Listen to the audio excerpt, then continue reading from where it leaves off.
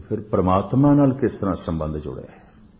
भावें पहली पंक्ति सतगुरु कह गए ने तो फिर अगे खोल देना, फेर के अगे रखिए जित देसे दरबार। फिर की रखिए परमात्मा दे अगों कि दरबार की झलक पै जाए, परमात्मा की झलक पै जाए, परमात्मा नाल ही संबंध जुड़े, दाते नाल ही संबंध जुड़े। फिर की रखिए उसके अगों? कामना ना रखिए तो फिर की रखिए? मैं फिर अर्ज करा, 99% लोग तो अपनी कामना रखते हैं, रोज अरदास के राही, खुद अरदास करके या अरदास करा के। कदी कदाई कोई बेचारा ऐसा होंगे, कई दफा ग्रंथी सिंह अरदास भुल जाता, किसी कारण करके भुल गया हुए नाम, मैं तो दुख है लोग दुआले पै जान साडा नाम भुल गए। मुदतां हो गई न पढ़दियां घट घट के, अंतर की जानत भले बुरे की पीर पछानत। भरोसा अजे भी कोई नहीं आया, यकीन अजे भी नहीं बजे। पर उन्हां दी भी अपनी मजबूरी, क्योंकि कामना का संबंध है गुरु नाल, होर ते कुछ गल नहीं।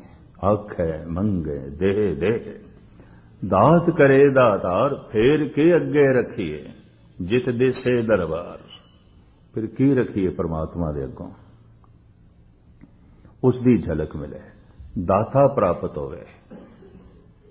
ते मूंह नाल फिर की बोलीए? जे मंगीए ना हुण मूंह नाल ते कहने दे दे, ऐ दे, ए दे, ऐ दे, कि चलो ए ना की तो होर की बोलीए? मोह के बोलन बोलीए, फिर होर की बोलीए? क्योंकि मंग दा ही संबंध है। असीं जद भी जांदे हां ऐ दे, ऐ दे, ऐ दे, ये संबंध है, ये बोलते हैं। तो फिर की बोलीए? चलो ये ना बोलीए, ए दे, ए दे, ऐ दे, चलो ये नहीं बोल दे तो होर की बोलीए? मोह के बोलन बोलीए जित सुन धरे प्यार। जिन्हों सुन के वो प्यार पावे, जिसनों सुन के उस नाल रिश्ता जुड़ जाए, और जिसनों वाकई वो सुनता है और संबंध जोड़ देता है। तो फिर की है? तो अगली पंक्ति सतगुरु खोलते ने, अमृत वेला सच नाव वड़ियाई विचार। 8 पैर ने ना दिन रात दे, एक पैर तू प्रभु दे कदमां च अर्पण कर दे। ये तेरा नहीं है, परमात्मा दा है। 7 पैर तू जो कुछ करना है, धन कमा, परिवार नाल संबंध जोड़, संसार नाल संबंध जोड़, धन संपदा नाल संबंध जोड़, खा ले, पी ले, इशनान कर, सौ आराम कर, कुछ भी कर, एक पैर अमृत वेला ये अर्पण कर दे। कि जे ये अर्पण नहीं किया, ये भी तू अपने काम च वरत लिया, तो फिर इंज समझ लो अमानत दे तू खयानत की है। ये भी मैं अर्ज करते हैं, खयानत। उस समय भी तू धन कमाया, उस समय भी तू सुता रहे, उस समय भी तू संसार नाल जुड़िया रहे। नहीं, वो समा अर्पण कर दे गुरु नूं। और उस वक्त जो परमात्मा दियां वडियाइयां ने उन्होंने अपनी सोच दे च लिया, अपने चेते दे च लिया। वडियाई विचार। एक मिनट में इस देते लवा, मनुख दे अंदर जेड़ा बार बार विचार चलता है वही एक दिन किरदार बन जाता है। गौर मुताला करना। अगर कोई मनुख एक चोरी का विचार कर रहा है कि वह सोचे चलो विचार ही की, मैं कोई चोरी थोड़ी की, एक उदाहरण में दे रहा, पर यह विचार बार बार चलता रहे, चलता रहे, चलता रहे, एक दिन चोरी कर बैठेगा। वो विचार नहीं करा देनी, वो विचार इतना मजबूत हो जाएगा उसके कोले करा लेगा।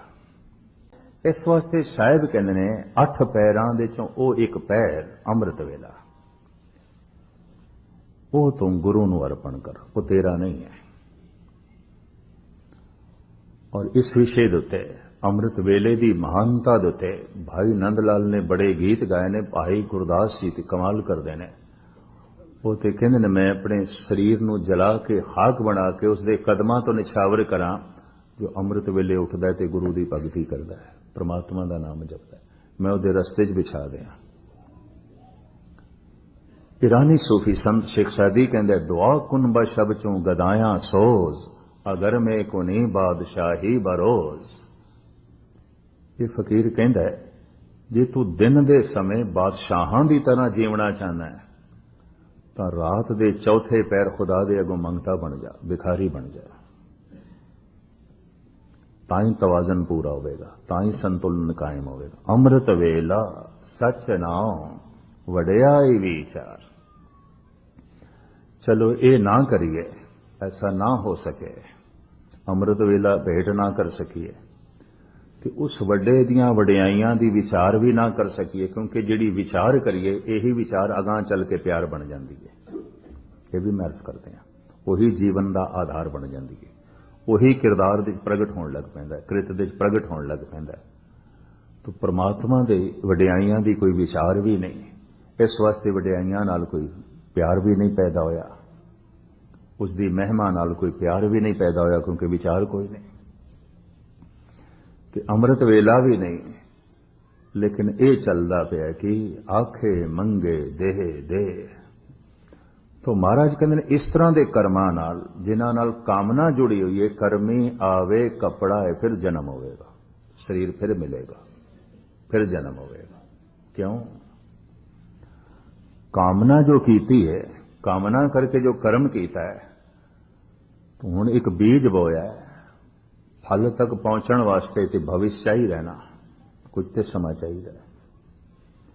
ते कामना रोज रोज चलती रहे ते कामना अधीन मनुख कर्म रोज करता रहे तो कामना भविष्य दे पूरी होगी, हुणे नहीं होने लगी। ये मैं अर्ज कर दिया, मैं बीज हुण बोया, मैं बूटा हुण अंब दा लाया, चलो मैं सवेरे लाया तो हुण शामी आखा मैनू अंब चाहिए ने, नहीं, साल 2 साल 4 साल उड़ीकते कर। कोई भी बीज उसे वक्त प्रफुल्लित नहीं होता, हफ्ता 2 हफ्ते, महीना 2 महीने, साल 2 साल 10 साल उड़ीक करनी पैंदी है। इस तरह ही कर्म ने जो कामना अधीन कीते जाते हैं, तो फिर भविष्य तो इस तरह अगर भविष्य अगां चलता रहा तो वह भविष्य अगला जन्म करा देंदा, क्योंकि एक दिन मौत आ जाती है तो भविष्य के मनुख का बने जो उसने कामनावां कीतियां सन वो अगे चलियां गईयां, 10 साल बाद पूरियां होनियां सन, जिंदगी रही नहीं। ये कामनावां फिर जन्म करांगियां, फिर कपड़ा मिलेगा, फिर झोली मिलेगी। ये कर्मां दा फल कौन भोगेगा? तो फिर कपड़ा तो चाहिए, जिस झोली तो चाहिए जिस दे छपाना है। तो कर्मी आवे कपड़ा, उन्हां कर्मां करके शरीर दा चोला फिर मिलेगा, फिर एक कपड़ा मिलेगा, इनू फिर आना पड़ेगा। इस वास्ते कहते हैं कामना मिट गई तो भविष्य मिट गया। ते कामना आखिर किसी फल की इच्छा नूं रख के कीती जाती है, तो फल भविष्य दे है। इस वास्ते गुरबाणी कहती काहू फल की इच्छा नहीं बाँचे, छड़ तू फल नूं ही छड़, ताकि तेरी कामना, ताकि तेरा ध्यान भविष्य च ना जाए, अगे ना जाए। ये तो बार बार जन्म करा देगी। कामना दे चलो एक बच्चा जी रहा है, बर्दाश्त किया जा सकता है, चलो एक जवान भी जी रहा है, नाकाबले मुआफते नहीं, लेकिन फिर भी नजर अंदाज किया जा सकता है। और एक बुढ़ा भी संसारिक कामना दे जी रहा है, अजे भी कामना मन, ये काबले माफ नहीं है। ये तो फिटकार पाने जोगा होया, हद होगी। इतनी जिंदगी तू कामना च व्यतीत की, अजे भी नहीं सीखिया, और कामनावां दा बोझ वधाई जा रहा है, अपना जन्म होर वधाई जा रहे हैं, होर जन्म होगा। क्योंकि जितनियां कामनावां तू कर रहे हैं ये सारियां पूरियां होने, कपड़ा इतना वड्डा नहीं है, ये कपड़ा इतना लंबा नहीं है, 70 साल रहेगा, 80 साल रहेगा, और कितना करेगा। तो जितनियां तेरियां कामनावां ने उस वास्ते कपड़ा बहुत वड्डा चाहिए, बहुत वड्डा चाहिए। कि कामना हमेशा अगे भविष्य दे चली जाती है। कामना की समाप्ति भविष्य की समाप्ति, भविष्य की समाप्ति जन्म मरण की समाप्ति। ये भी मर्ज करते हैं। इस वास्ते साहिब कहते कर्मी आवे कपड़ा, कामना करके जो तू कर्म करेगा और करदा ही रहेगा, फिर कपड़ा मिलेगा, फिर चोला मिलेगा, फिर जन्म होगा। नदरी मोख द्वार, पर मुक्ति ते उसकी बख्शिश नाल, तो उसकी बख्शिश किसते आउंदी है? अमृत वेला सच नाम वडियाई विच, उसते आउंदी है। ਉਹ ਬਖਸ਼ਿਸ਼ ਦਾ ਪਾਤਰ ਬਣ ਜਾਂਦਾ ਹੈ, ਮੁਕਤੀ ਹੋ ਜਾਂਦੀ ਹੈ, ਉਹ ਤੇ ਲੀਨ ਹੋ ਜਾਂਦਾ। ਇਸ ਤਰ੍ਹਾਂ ਸੂਰਜ ਕਿਰਨ ਮਿਲੇ ਜਲ ਕਾ ਜਲ ਹੋਆ ਰਾਮ, ਜੋਤੀ ਜੋਤ ਸੰਪੂਰਨ ਥੀ, ਉਹ ਤੇ ਸੰਪੂਰਨ ਹੋ ਗਿਆ, ਮੁਕੰਮਲ ਹੋ ਗਿਆ, ਉਹਦੀ ਯਾਤਰਾ ਸੰਪੂਰਨ ਹੋ ਗਈ, ਉਹ ਤੇ ਪ੍ਰਮਾਤਮਾ ਹੋ ਗਿਆ।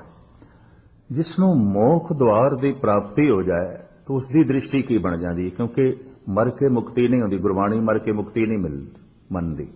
ਜੋ ਜੀਵਨ ਮੁਕਤ ਨਹੀਂ ਹੋਇਆ ਮਰ ਕੇ ਕਿਤੇ ਹੀ ਮੁਕਤ ਨਹੀਂ ਹੋਵੇਗਾ। ਜਿਹੜੀ ਚੀਜ਼ ਜੀਵਦਿਆਂ ਜੀ ਨਹੀਂ ਲੱਭੀ ਮਰ ਕੇ ਕਿਸ ਤਰ੍ਹਾਂ ਲੱਭੇਗੀ? ਇਹ ਵੀ ਮੈਂ ਅਰਜ਼ ਕਰਦੇ ਹਾਂ। ਜੋ ਜੀਵਦਿਆਂ ਜੀ ਮਿਲ ਗਿਆ ਸਮਝ ਲਓ ਬਸ ਉਹੀ ਹੈ, ਉਹੀ ਅਗਾਂ ਚੱਲੇਗਾ। जो जीवदियां जी नहीं मिले तो मर के की खाक मिलेगा। जीवदियां जी मुक्ति नहीं मिली, जीवदियां जी परमात्मा की झलक नहीं आई तो मर के की खाक आएगी? वो कोई कामनावां होणगियां जो भविष्य दे चले गई ने। कामनावां तो रहत हो जाना, भविष्य तो रहत हो जाता है, और जैसे भविष्य मिटिया मनुख जुड़ जाता है। नदरी मोख द्वार, इनू मोख द्वार की प्राप्ति हो गई है। पहचान नानक एवै जानिए सब आपे सचा, उते इंज जानदा सब कुछ सच ही सच है, परमात्मा ही परमात्मा है, होर कुछ भी नहीं। ये तन भी होई, ये मन भी होई, ये धन भी होई, ये जगत भी होई, हुण ऐसा कुछ भी नहीं जो उस तो बिना होवे। ये उसकी दृष्टि बन जाती। अगर वो जीवदियां जी इस तरह हो गया तो शरीर के त्याग तो बाद उसे मूल सता दे लीन हो जाएगा। आवने जावने इसदे मिट जाएंगे। ये चौथी पौड़ी की तुच्छ बुद्धि अनुसार, क्योंकि समय की गति मैं सामने रखना, ये पौड़ी प्रकरण 3-4 रखती सी। प्रथम ईश्वर की भाषा, दूसरा कामना अधीन कर्म, तीसरा भावना ते विचार। ये 3 पहलू ऐसे ने जो समझण समझाण वाले ने। चलो इतना ही समा सी और इतनी समर्था सी थोड़े सामने जो है विचार रखिए।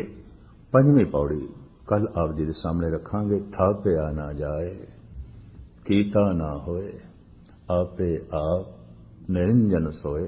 जिस ढंग नाल गुरु नानक देव जी कहणगे, क्योंकि सारी जिहड़ी जपजी साहब है अगर समझे च आ गई तो मैं समझदा सारे दुनिया के धर्म ग्रंथ समझदे च आ गए, सब कुछ समझदे च आ गए, सब कुछ का पता चल गया।